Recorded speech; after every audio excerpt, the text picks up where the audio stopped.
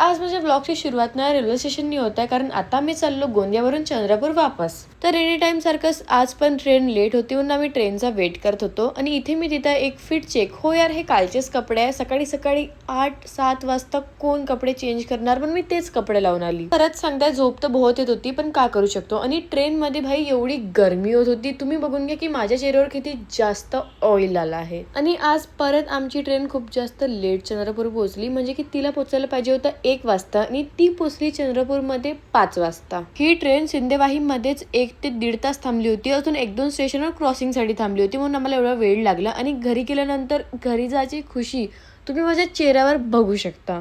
मी खुश ना यार या रिझन मुळे सुद्धा आहे, कारण उद्या माझा बर्थडे आहे आणि आता मी चालली शॉपिंग करायला. तर सर्वात आधी मी गेली होती कपडे घ्यायसाठी, आणि कपड्यामध्ये मी काय घेतली हे तर तुम्हाला उद्याच बघायला मिळेल. तर माझ्या बर्थडेच्या दिवशी काय होते काय नाही हे नक्की बघाल उद्याच्या व्लॉग मध्ये. Okay bye.